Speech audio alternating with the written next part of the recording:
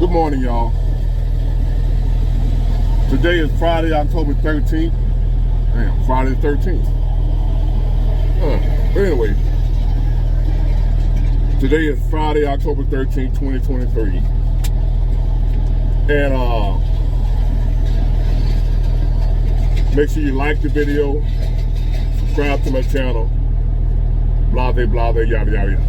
But anyway, I'm frustrated, y'all, because I said I wasn't going to make no more videos about N-words. Because it's like, I'm just tired of talking about them. So I said, you know what, that's going to be my last video about N-words. That was going to be my last one. I wasn't going to make no more, right? And lo and behold, I see a video of an N-word in McDonald's attacking a young female employee because the ice cream machine wasn't working. Yes, you heard that right. And in case you thought you didn't, let me repeat that. An N-word, because that's the only thing that would do something like that. An N-word attacked not only an employee, but a female employee. So here this is a male N-word attacks a female employee, which is like she probably about 18, 19 years old. He viciously beat this woman, or this young woman, young lady, because she said the ice cream machine wasn't working. And we all know, if you got any experience with McDonald's, I don't even order ice cream at McDonald's no more. We already know it don't work. That's just a nationwide phenomenon. No McDonald's ice cream machine works. But am I going to jump across the counter and whoop on this young lady because the ice cream machine didn't work? You guys to be the grand wizard of niggerdom. You got to be one of the greatest N-words ever created to do something like that. There's no N-words greater than that guy. He is creme de la creme of N-words. To get that upset over the ice cream machine not working, I couldn't believe it. So I said, no, and then that wasn't enough. I wasn't going to just make a video because I saw that, right? Then I turn around and see a baby whose parents were N-words, so they breeded a baby N-word. And the baby ain't no more than 1 year old, still wearing a pamper. Got on one of them N-word outfits with the Jordans on, ain't no problem, Jordan. Baby got a big old gold chain on, big medallion on, tattoos everywhere. On a 1 year old, tattoos everywhere, all on the arms, all on the stomach, all on the neck. 1 year old. Who tattooed a 1 year old? First of all, what tattoo shop did that? But anyway, probably an N-word tattoo artist. He got those Kodak Black. If you don't know who Kodak Black is, or they do it in Florida, where the hair is like big long bamboo poles coming out of their head. Just big long dreads. But they ain't just dreads, they look like big cigars. Black cigars protruding from the head. The baby got that too.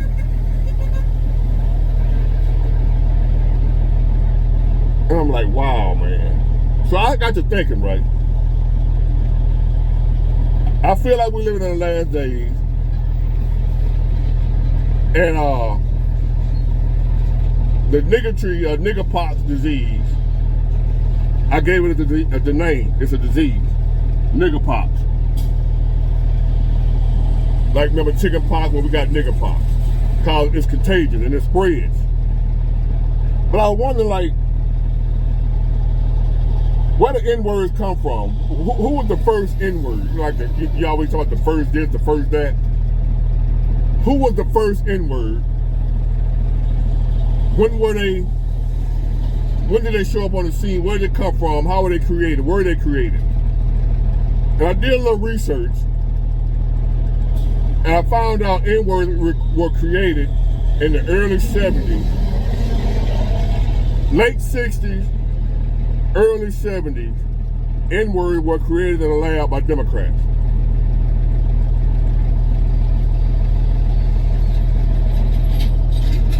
I dug it up, y'all, trust me. N-words were created in a lab, the late 60s, early 70s, in a laboratory by evil Democrats that came up with an ingenious plan to destroy the black community. And they did it with the creation of N-words. And they planted these N-words in the black community. Because at one time, even though the black community was, we had challenges for poverty, financial struggle, stuff like that. We were a strong knit community. Once upon a time in the black community, you were safe to go outside. Kids can play all day long, but you know, we had to go home when the street light came on because mama didn't play that. But overall, we wasn't in the black community worried about a drive-by shooting, gang violence.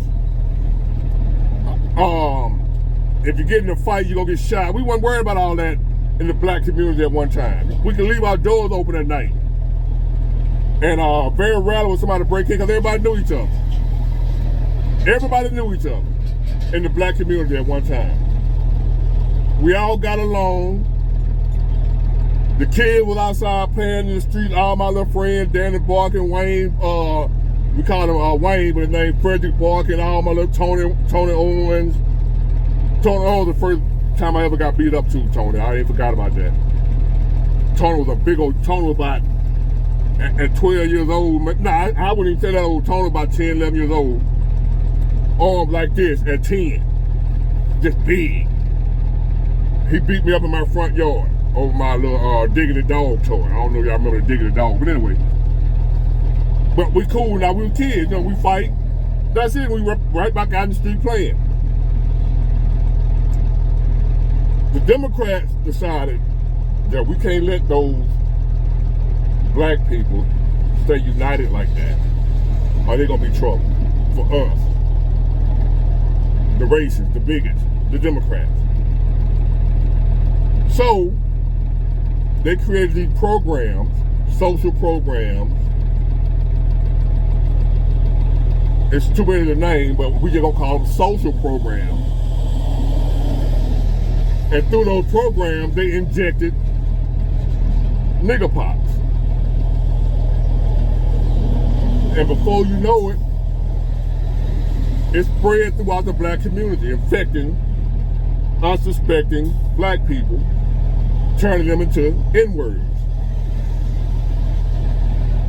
And that's how we end up where we are today, with N-words running rampant, thanks to the Democrats and nigger pox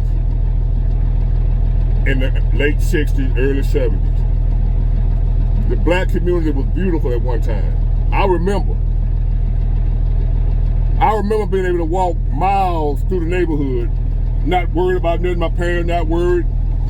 And no matter how far down, no matter how many blocks over I went in the black community, we knew the people over there. They knew us. They knew my mama, they knew my daddy. I knew their mama, I knew their daddy. My mama knew them. They could be 4 or 5 blocks over. We knew each other. It wasn't just a next door neighbor, it was a whole, I'm talking about miles, man, people know each other in the black community. Everybody knew everybody. I remember one time, man, I was playing. I'm talking about, I know about a mile away from my house. Me and my little friend that climbed on top of Miss Elizabeth's house. We up on top of her house. We found a little mulberry tree on the side of her house. And we climbed the tree and got on top of her house, right? I'm like a mile and a half away from the house. You know, we had to ride our bikes, so they weren't even walking distance. We up there playing, having a good time. Throwing shingles off the house, like frisbees, you know, tearing up the shingles, throwing them off the house. I go home, my mama waiting on me to switch. What you doing on top of Miss Elizabeth's house out there throwing them shingles and whatever? Didn't I tell you, y'all ain't supposed to be on them folk house? I'm telling myself, how the hell, I ain't say the hell, but how my mama knew I was on Miss Elizabeth's house, almost 2 miles away from here, and she at home. We couldn't figure that out how back then, you know, they just communicated and talked with her. She done call my mama, you know, Jerry on top of that house out here playing. She said, okay, I got him when he get home.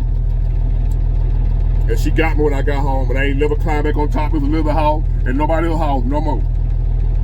That's how the black community was at one time before they spread nigger pox.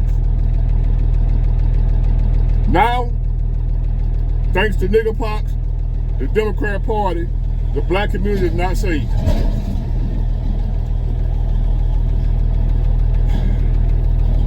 What we gonna do, y'all? Well, what I decided, I'm gonna start doing some research on a cure for nigger pox. So I'm gonna ask y'all for some donations. If you want to donate to helping find a cure for nigger pox, you can hit me in my cash app, $ Big Ward 251, BIGWARD 251. $1 will go towards research to find a cure for nigger pox, to rid the world of N-words. So if you feel it in your heart to donate to this worthy cause, hit the cash app up, $1, $2, whatever you feel like sparing, 50 cents. But we have to do something to rid the world of N-words, or it ain't safe for nobody. So y'all have a blessed day. Thank you.